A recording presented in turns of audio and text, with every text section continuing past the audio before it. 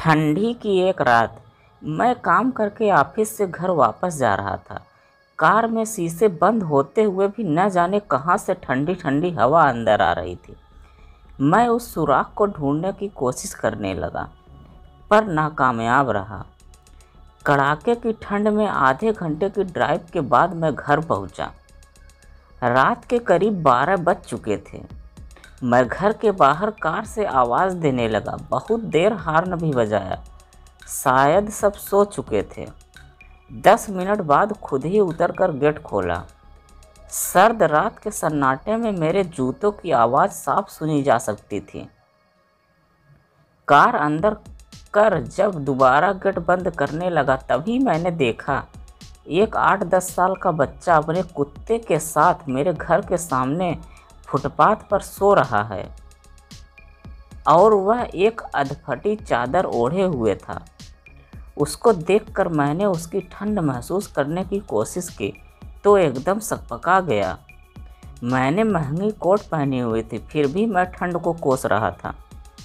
और वो बेचारा बच्चा, मैं उसके बारे में सोच ही रहा था कि इतने में वो कुत्ता बच्चे की चादर छोड़ मेरी कार के नीचे आकर सो गया।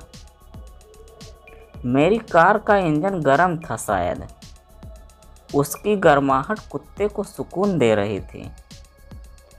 फिर मैंने कुत्ते को भगाने की बजाय उसे वहीं सोने दिया और बिना अधिक आहट किए पीछे का ताला खोलकर घर में घुस गया।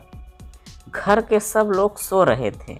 मैं चुपचाप अपने कमरे में चला गया और जैसे ही मैंने सोने के लिए रजाई उठाई उस लड़के का ख्याल मन में आया।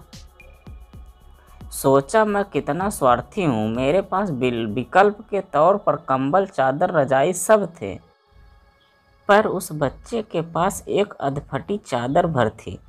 फिर भी वो बच्चा उस अधफटी चादर को भी कुत्ते के साथ बांट कर सो रहा था और मुझे घर में फालतू पड़े कंबल और चादर भी किसी को देना गवारा नहीं था।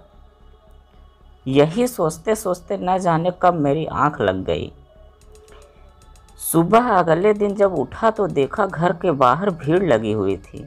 बाहर निकला तो किसी को बोलते हुए सुना, अरे वो चाय बेचने वाला लड़का कल रात ठंड से मर गया। मेरी पलकें कांपी और एक आंसू की बूंद मेरे आंख से छलक गई। उस बच्चे की मौत से किसी को कोई फर्क नहीं पड़ा, बस वो कुत्ता अपने नन्हे दोस्त के बगल में गुमसुम सा बैठा था, मानो उसे उठाने की कोशिश कर रहा हो। दोस्तों, ये कहानी सिर्फ एक कहानी नहीं है, ये आज के इंसान की सच्चाई है। मानव से अगर मानवता चली जाए तो वो मानव नहीं रहता, दानव बन जाता है। और शायद हम में से ज़्यादातर लोग दानव बन चुके हैं। हम अपने लिए पैदा होते हैं, अपने लिए जीते हैं और अपने लिए ही मर जाते हैं। ये भी कोई जीना हुआ? किसी गरीब और ज़रूरतमंद की मदद करना चाहिए। दूसरों के लिए जीना ही ज़िंदगी होती है। अपने लिए तो सब जीते हैं, कभी दूसरों के लिए जी के दिखाओ।